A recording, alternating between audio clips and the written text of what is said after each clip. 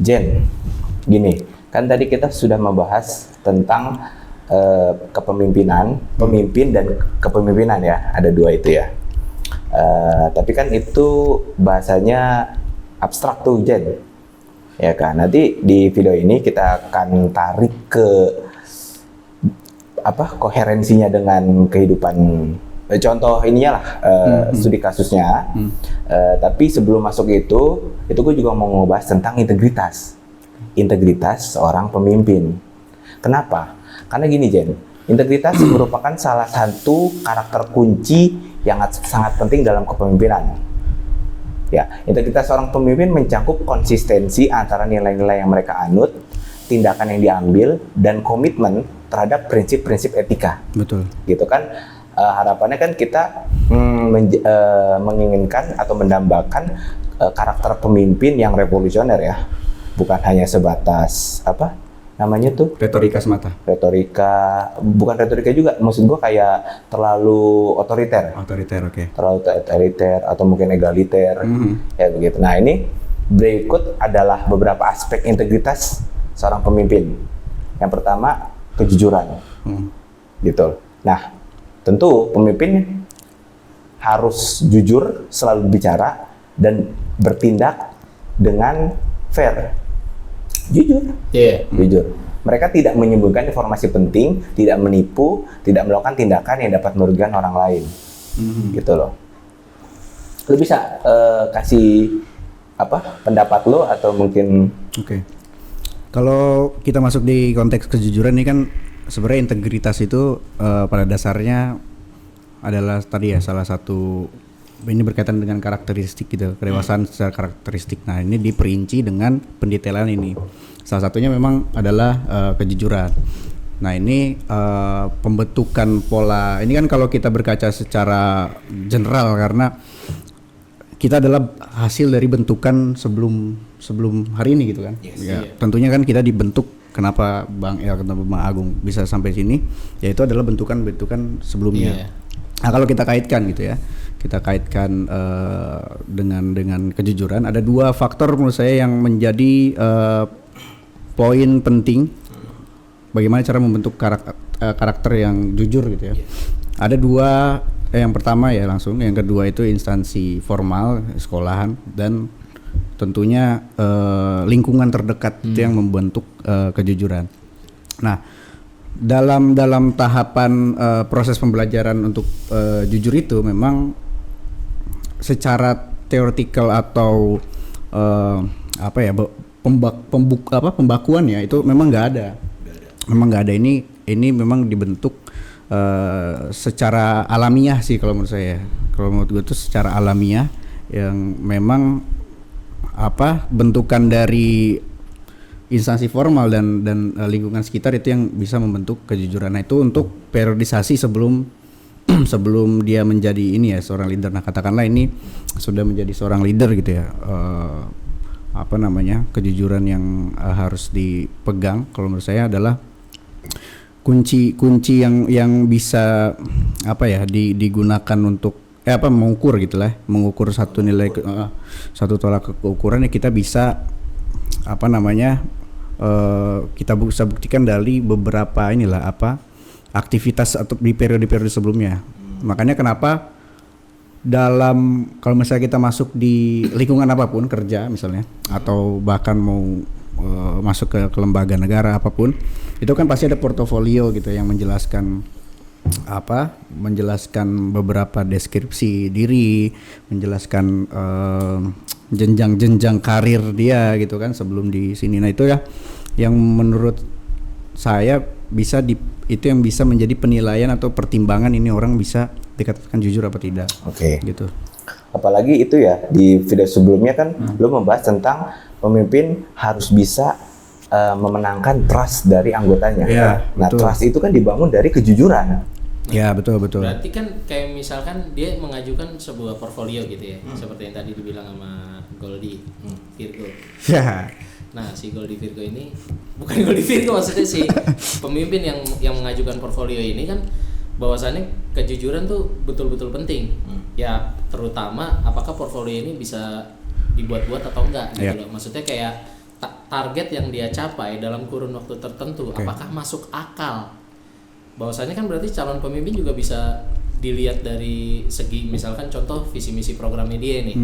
Selain visi misi programnya dia, terus jenis-jenis program yang akan dia bawa dengan tujuan-tujuan targetnya dia. Nah, kalau menurut gua dia juga harus berani jujur ini realistis atau enggak gitu loh. Nah, itulah pengujiannya. Jadi kayak misalkan banyak orang yang kayak oh nih ntar gua akan bikin program target bisa mencapai angka sekian per bulannya gitu loh. Misalnya di sebuah perusahaan gitu ya. Ambisius gitu. Terlalu ambisius yang menurut kita secara parameternya kayak misalkan dari segi tim, misalkan di perusahaan tuh misalnya di tim salesnya bagaimana, di tim marketingnya marketing ya istilahnya. Kalau sales kan lebih kayak agen gitu kan. Terus lebih ke flow-nya gimana, terus kontraknya dia menangnya kemana gitu loh. Itu kan harus lebih realistis. Nah, berarti kan pemimpin juga harus berani jujur tentang itu gitu loh. Nah, ketika misalkan dia jujur dan ternyata grade-nya kalah dibanding lawan-lawan yang gimmick semua, gimana Jen? Ya, ini sih pertama kan di portofolio, balik portofolio itu biasanya di portofolio kan ada tanggal lahir, bulan lahir rakyat dan lu zodiaknya kali ya. Di zodiaknya potensi manipulatif atau gimana? Ya, enggak, itu intermezzo ya sih. Itu intermezzo untuk nanti ya.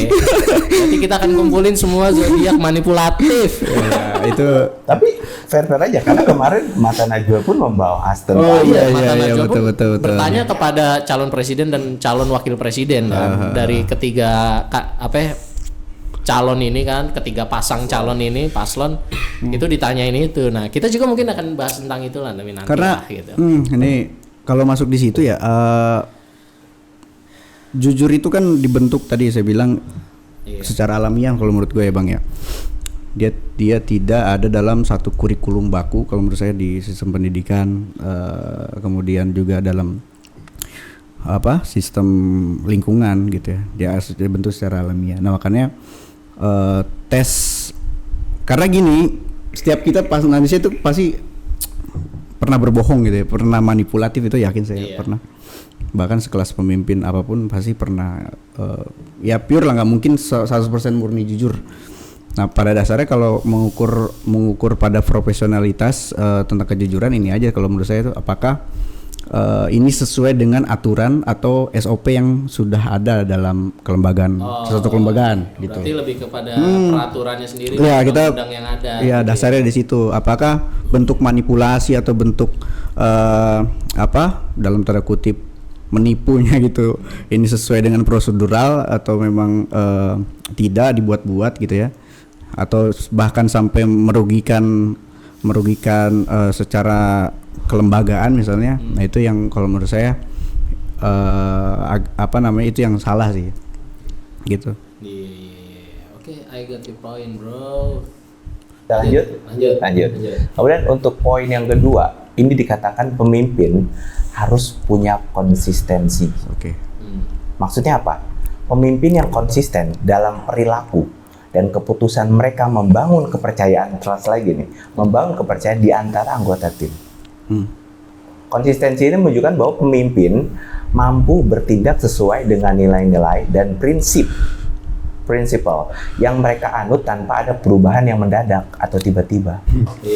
Lu kebayang nggak sih ketika lu sudah punya aturan baku nih, SOP atau kayak gimana, tiba-tiba diacak-acak gitu aturannya.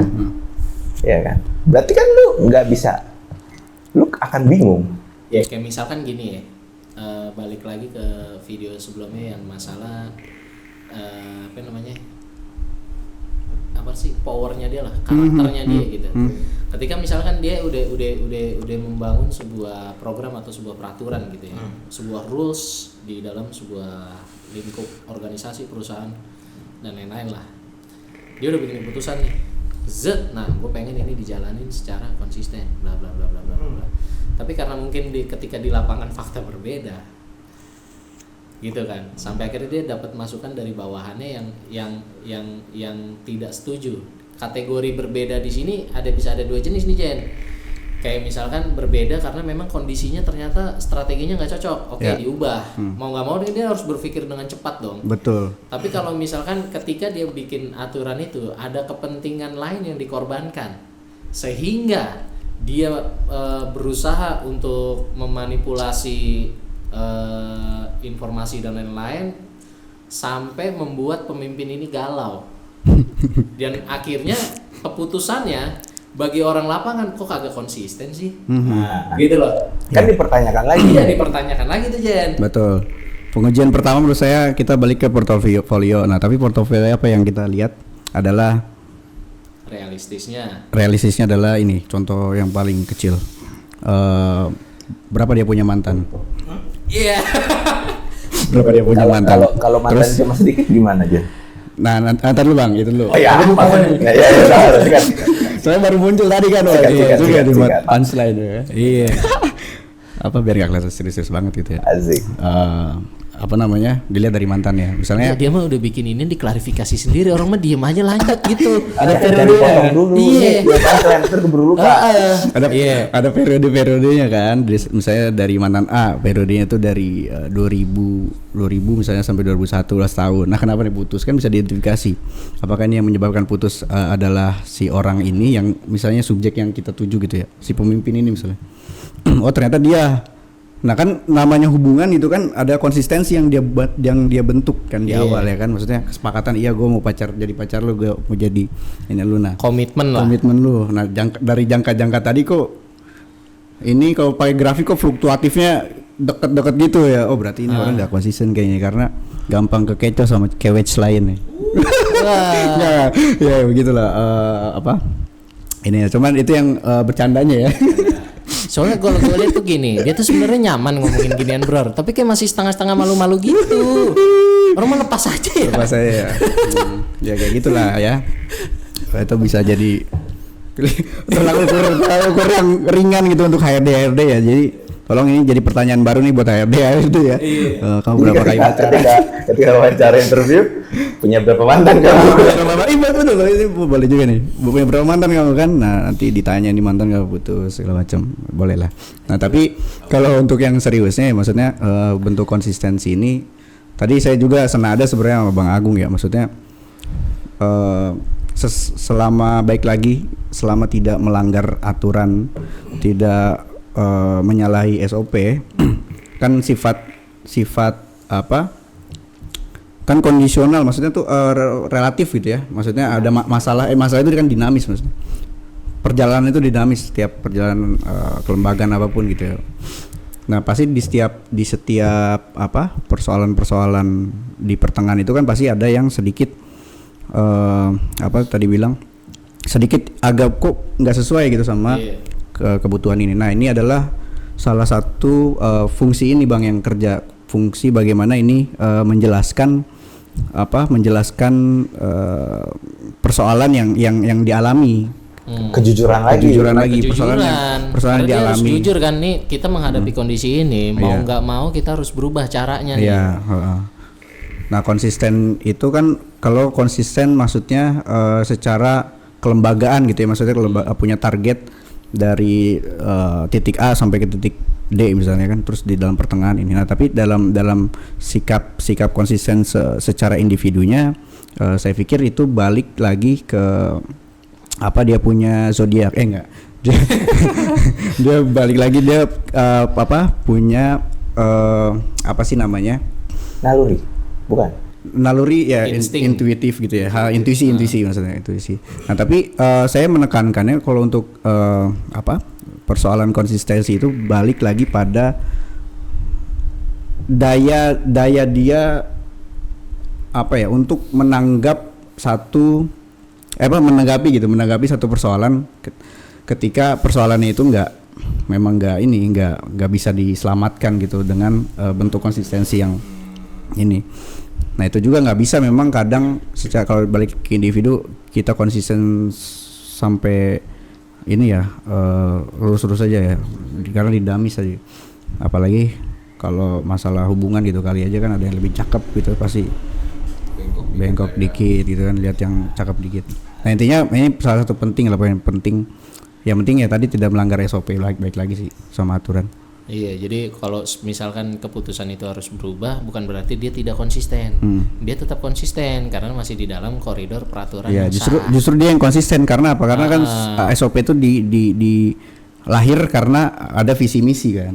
Nah, kan yang kita lihat kalau mau ke situ balik berarti apakah si individu ini menjalankan visi misi ya tersebut dari satu kelembagaan. Nah, kan kalau itu maksudnya teknis kan, SOP itu teknis yang memang menyesuaikan kondisi. Nah, pada dasarnya ya tadi balik kepada tujuan awal. Apakah dia sesuai dengan tujuan awalnya kayak pacaran gitu, tujuannya mau diserusin nikah taunya gak jadi. Atau memang staycation doang ya? Apalah. Itu konsisten juga sih staycation. Mana ya? Namanya hobi. Lanjut, Bro.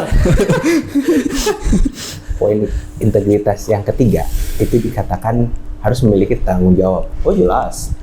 Pemimpin harus memiliki responsibilities. Integritas juga mencakup kemampuan yang mengakui dan bertanggung jawab atas kesalahan atau kegagalan. Iya. Ya, kalau dia salah dia tanggung jawab. Ya, salah gua yang buat ini gagal dan sebagainya. Pemimpin yang memiliki integritas tidak mencari alasan atau menyalahkan orang lain, melainkan mengambil tanggung jawab penuh terhadap konsekuensi dan keputusan dan tindakan mereka. Seperti itu. Kadang seperti banyak yang gue lihat gitu ya mungkin gue cuman ngelihat sedikit di sekeliling gue, tapi banyak mungkin dari medsos karena kan lingkupnya lebih jelas. Kok banyak yang lempar tanggung jawab ya, jadi cenderung bawahan yang disalahin tuh. Bukan salah saya. Iya, bukan salah saya. Ini datanya begini.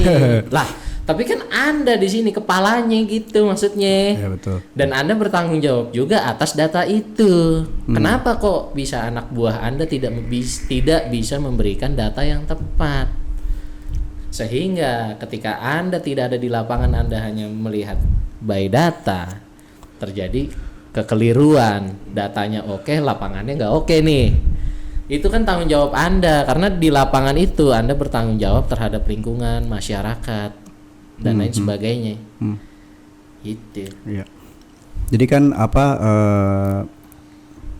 tadi dibahas di video sebelumnya ya, persoalan misalnya bawahannya punya satu kesalahan ya, memang yang wajib yang wajib bertanggung jawab ya memang adalah atasannya, karena bagaimanapun salah satu fungsi dari kepemimpinan adalah mengawasi dan mengevaluasi. Berarti kinerja dia selama mengevaluasi kok bisa sampai terjadi seperti itu, berarti hal yang harus dikoreksi. Nah, sehingga dia yang wajib memang harus bertanggung jawab gitu.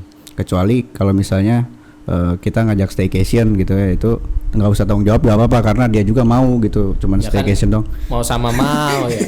Izin nih. Kan Gol ke sini yuk, gini. Ayo. Ya mau sama mau. Iya, karena konsep staycation kan having. Bukan making. Tapi kalau emang ujung-ujungnya jadi, ya udah lah ya. Iya. Kalau gini Pak, kalau ujung-ujungnya jadi itu lain soal. Kalau ujung-ujungnya patah hati gimana? Lain soal. Nah ini harus akhirnya kan ada miskomunikasi yang berdampak kepada lingkungan yang tadi tuh, Bro. Jadi secara data dia sepertinya sudah merasa accomplish, tapi ternyata berdampak nggak baik nih bagi satunya. Kan yang enak yang ini kalau jadi gimana nih? Ya udah tanggung jawab. Itu konsepnya. Iya, jadi kalau jadi pemimpin itu kan dikritik atau memang disalahin atasannya lagi, itu jangan baper ya, karena emang tugas ente itu adalah bertanggung jawab atas kinerja perusahaan gitu kan, karena ente yang mengepalai mereka gitu. Betul. Karena situ ada fungsi tadi pengawasan dan evaluasi. Setuju, sepakat.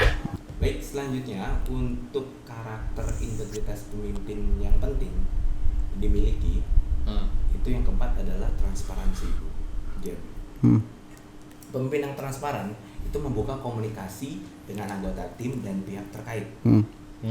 Maksudnya apa? Jadi mereka memberikan informasi yang diperlukan secara jelas dan terbuka, menciptakan lingkungan di mana keputusan dapat dipahami dan dipertanggungjawabkan. Artinya kalau memang pada ketika dia menimbulkan perdebatan lah, ketika satu keputusan ini yang diambil, kebijakan diambil menimbulkan perdebatan, ya sepantasnya dia juga membangun ruang dialog. Iya. Yang Sekjen tadi bilang di video sebelumnya, gitu. Jadi aspirasinya tersampaikan Dengan baik, dengan yang tadi Sekjen bilang, apa ya, dengan si Goldi bilang bahwasannya ini lebih baik dengan bahasa ngopi deh daripada tinggi-tinggi. Nanti nggak semuanya paham.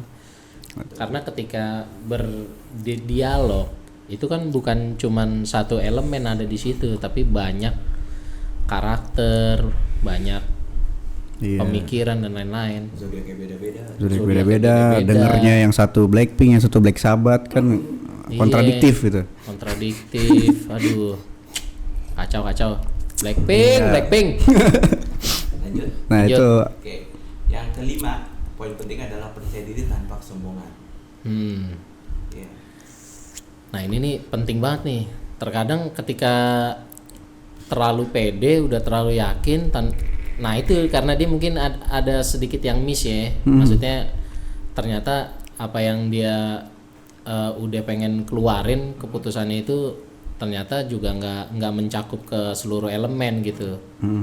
Saking pedenya timbul lah rasa kesombongan itu. makanya tadi di video sebelumnya juga ada bahasa tentang bunuh diri kelas bang. Bunuh diri keras. Jadi harus membunuh tadi jabatannya supaya apa? Supaya dia bisa memposisikan diri melebur gitu dengan bawahan-bawahan mereka supaya jalannya aktivitas yang ditargetkan oleh satu kelembagaan atau instansi itu bisa berjalan dengan baik dan sehat. Jadi iklimnya sehat gitu. Iklimnya sehat. Jadi nggak ada gap gitu. Betul. Makanya kan tapi ini kan nggak dipelajari tadi yang yang kita bahas di video awal itu. Ini memang nggak dipelajari di sekolah formal maupun lingkungan. Ini memang harus dicari sendiri. Makanya berarti kan ngaruh ya, kayak misalnya pendidikan dalam rumah gitu karakternya. itu ngaruh banget bang, ngaruh banget. Ketika dia akhirnya dia udah tahu nih keputusan dia udah yang paling tepat, tapi gimana caranya tidak menyinggung pembuat keputusan yang lain nih. Makanya saya lebih sinergi ya, bersinergi bahasanya gitu. makanya kalau ditanya Bang El tadi di video sebelumnya lebih kompeten mana pemimpin yang dilahirkan atau yang dibentuk? Yang dibentuk karena dia tadi dia kan belajar dari bawah, dia melebur dengan orang-orang. Nah itu yang penting daripada dia yang punya privilege baru jadi kader partai 3 hari langsung jadi ketum. Ups, nanti benderanya kita tampilkan pemirsa. Jadi ketua OSIS saja nggak pernah ya kan. Jadi ketua Karang Taruna juga kayaknya nggak pernah, tiba-tiba langsung jadi dia dan ketua itu partai. Langsung se-Indonesia ya. Canda. Lanjut. Biar aman dah, lanjut dah. Poin kelima adalah pembunuhan janji.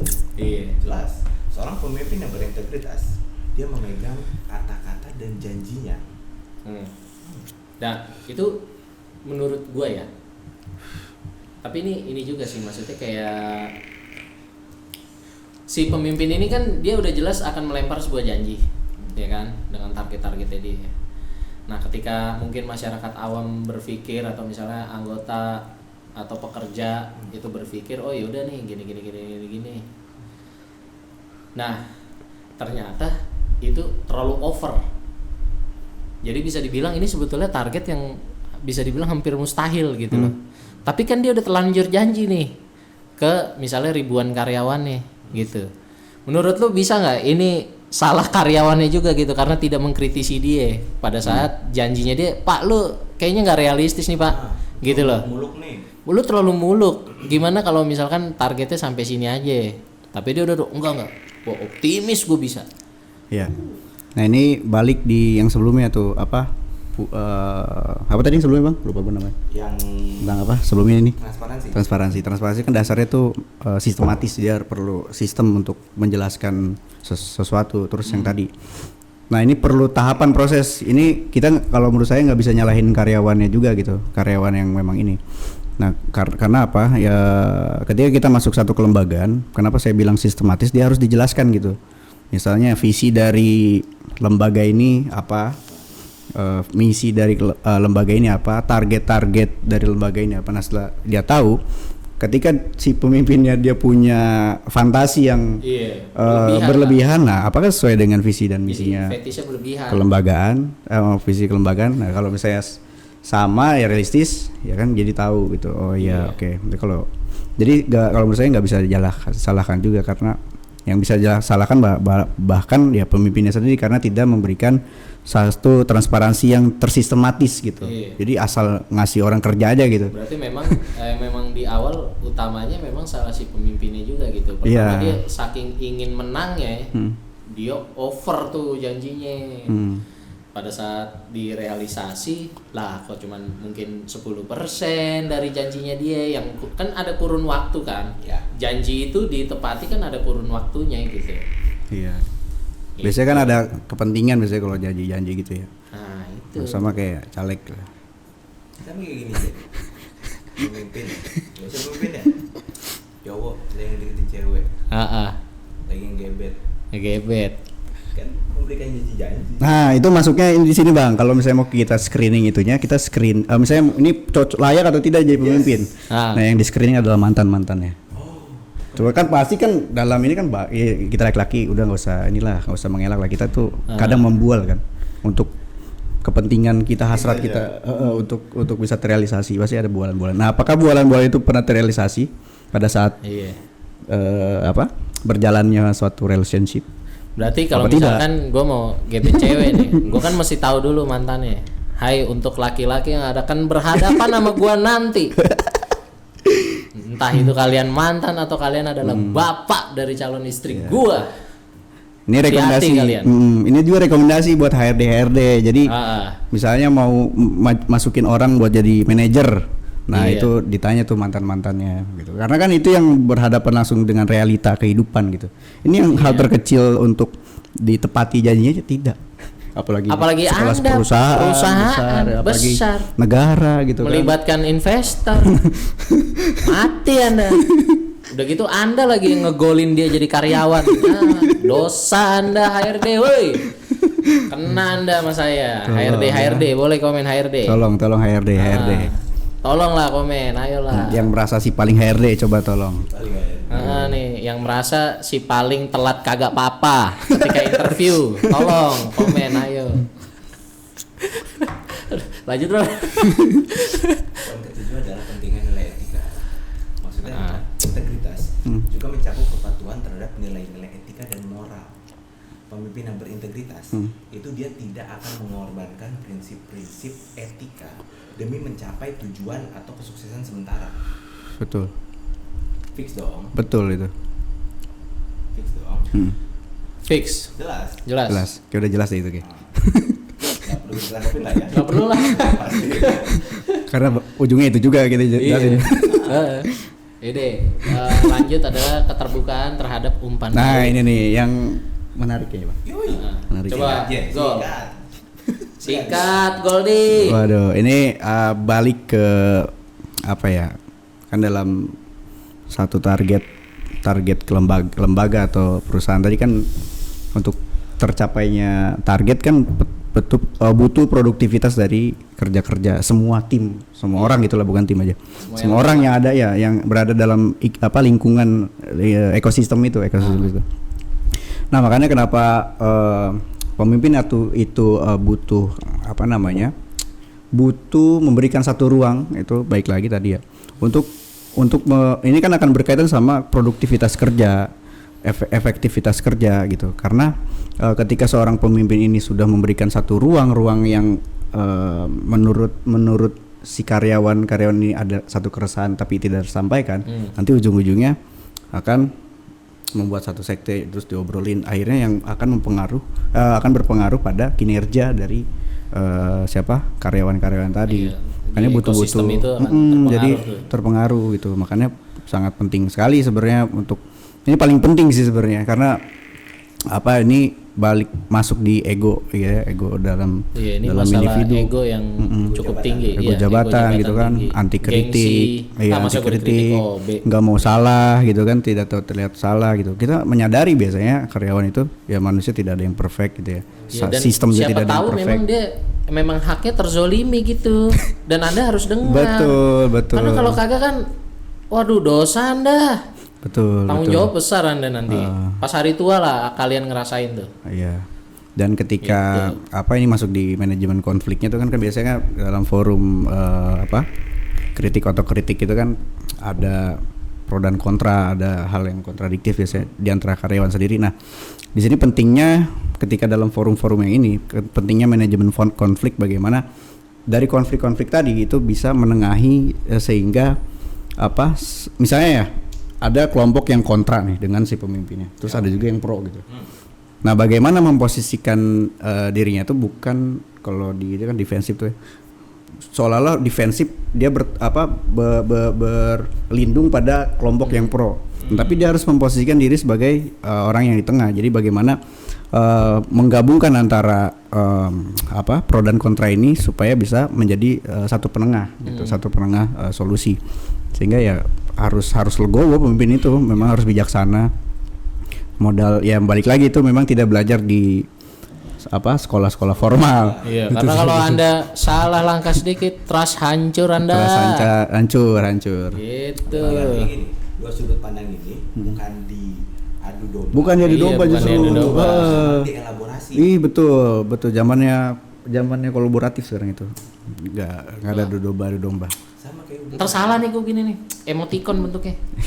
Salah. Waduh. sama hubungan, Bung. Iya. Iya, kan hubungan ya dari sisi ceweknya harus memberikan umpan balik dong. Ya harus kasih umpan balik dong. Umpan balik. Misalnya kita udah effort nih, kita udah ngasih Udah effort. sewain room gitu. Iya. Hah?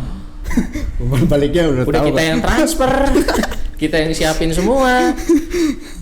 Itu kan keamanan kita yang jaga, bayar segala macam. Iya, kirain Ya, itu kasih umpan terus Iya. ada feedback kan begitu. Nah, feedback itu kan yang paling kita tunggu, bahwasanya kita validasinya gimana ke depan gitu lah. Aku yang mana dulu nih? Gitu teman-teman. Ya. Jadi itulah poin-poin penting mengenai integritas. Pada intinya, bukan pada intinya sih. Jadi integritas untuk gambaran luasnya adalah fondasi kepercayaan, dan kepercayaan adalah elemen kunci dalam membangun hubungan yang kuat antara pemimpin dengan anggota tim. Lo nggak bisa gerak sendiri, lo harus bergerak bersama dengan seluruh anggota tim lo untuk mencapai tujuan visi yang mulia itu yang udah di-set di awal. Iya. Jadi tolong dari atas sampai bawah harus bersinergi ya, karena ketika tujuan ini tercapai kalian juga yang nikmatin. Iya, gitu loh. makanya ini harus sebenarnya ada akarnya kalau menurut saya Bang, akar persoalan kenapa misalnya kok pemimpin tidak kompeten, tidak berkarakter, tidak punya analytical thinking. Karena Menurut saya itu ini ada satu kesalahan dari apa mungkin screening awal. karena dia cuman boneka? Ya pasti di sistem kapitalisme yang tidak punya modal untuk membangun korporasinya itu adalah boneka, karena keuntungan yang terbesar gitu kan, kerja apapun kita selama 10 jam bahkan sampai ini ya balik yang menjadi kaya ya baik lagi ke yang punya itu. Iya. Ya tetap kita adalah boneka sebenarnya. Kita adalah boneka korporasi. Yoi. Sepakat itu. Tadi apa ya? Oh itu apa screening itu Bang? Screening tahap awal itu yang harus dirubah. Nah dirubah itu maksudnya misalnya kita ada tes gitu kan, tes untuk masuk ke dalam bidang kerja lah misalnya. Tapi tes yang dilakukan itu sifatnya adalah tes pengetahuan. Nah sementara yang dibutuhkan dibutuhkan untuk kerja itu sebenarnya bukan hanya pengetahuan, tapi bagaimana dia bisa menganalisis satu persoalan atau satu problem sehingga ada solusi untuk untuk bisa menyelesaikan problem apapun. Nah, maksudnya gini, oke lah misalnya tes BUMN contoh ya, akhlak gitu kan, tes akhlak, tes apa lagi tuh, tes akal. Nah, yang memang itu kenapa saya sebut pengetahuan, karena secara esensinya pertanyaan yang ditanyakan pada form-form itu adalah pertanyaan yang sama pada esensinya sebenarnya. Pertanyaan sama, cuman ya dirubah aja gitu, digocek-gocek gitu kan. Nah, itu kan cuman mengetes pengetahuan sebenarnya, bukan pada menganalisis gitu. Nah, sementara dalam bidang kerja apapun, bahkan profesional gitu ya, yang paling dibutuhkan adalah critical thinking tadi. Maksudnya dia harus bisa berpikir kritis. Nah, yang salah adalah, jadi HRD, baik lagi ya, tolong HRD ganti pertanyaan formil Anda itu ya. Pertanyaan usang Anda, wahai HRD. Pertanyaan formil Anda itu ya, yang Cara akan Anda, cara melahirkan lama ini. generasi yang tidak kompeten, tidak berkarakter, ya kayak gitu-gitu. Tolonglah Anda sebagai HRD juga. Ya makanya kayak gitu, Anda kan adalah salah satu hasil dari sistem pertanyaan yang kayak gini. Jadi HRD-nya begini gitu. Jadi Iya. perpanjangan tangannya terus kayak gitu. Makanya harus dirubah itunya. Siapa tahu nih orang yang Anda interview itu lebih kompeten dibanding Iya. Anda, wahai HRD, hoi. Komen Anda di kolom komentar. 10.000 komen baru gue balas. Jadi lebih baik HRD memilih kami ini bertiga ini menjadi pemimpin di instansi masing-masing begitu. Jelas. Kurang jelas apa? Itu nanti Bang Agung yang ini ya, kalau Iya. saya Terakhir itu aspirasi aja. aspirasi ya. Buat punchline. Buat punchline. closing. Oh, iya. Karakter pemimpin bukan karakter. Pribadi pemimpin apa dan zodiak apa yang cocok menjadi pemimpin? Yang paling pas. Oke. Paling pas. Pemimpin itu kan harus ditopang banyak ya. Jadi saya akan masuk di semua klasifikasinya tuh. Tapi nggak semua sih, emang nggak kebagian karena saya belum mengenal banyak zodiak sebenarnya. Nggak, tapi kan Anda penakluk 10 zodiak. Waduh, ya. Nah, jadi pertama kalau ditanya siapa yang paling layak untuk jadi pemimpin, ya zodiak Leo sih menurut saya. Leo karena apa, super powernya itu yang super power banget gitu, super power banget yang, dan dalam tanda kutip anti kritik ya. Tapi dalam segi pemimpin gitu ya, membangun trust itu sangat mudah gitu, karena hasil dari pikiran dia itu ya tadi, baik lagi retorika yang meyakinkan, walaupun itu adalah sebenarnya perintah, bukannya menerima saran kalian, tapi itu adalah bentuk instruksi sebenarnya. Nah, itu kalau untuk ini ya Leo. Cuma terus untuk asistennya Asistennya apa? Misalnya nih Asistennya. pemimpinnya adalah Leo. Wakilnya apa? Misalnya asistennya dia dah. Oke, wakil itu kan salah satu fungsinya ya menegur ketika salah gitu lah ya. Kalau itu kayak cocok bisa jadi Libra kayaknya. Libra untuk jadi wakil gitu, karena bentuk dia bisa juga membantu membantu strukturnya, mengamankan struktur di bawah dengan kelihayan dia gitu ya. Kelihayan Libra untuk menaklukkan dengan of service-nya dia. Nah, mungkin pelayanan itu yang bisa membangun produktivitas anggota-anggotanya gitu. Sebagai Libra, gue jadi berpikir. Kayaknya gue wakil dah. Iya, kayaknya gue cocok jadi wakil. Jadi bagi Anda, wahai pemimpin Leo, ada kita Libra. Gue boleh nanya nggak, Jan? Boleh Bang. Kenapa lu lebih milih Leo ketimbang Pisces?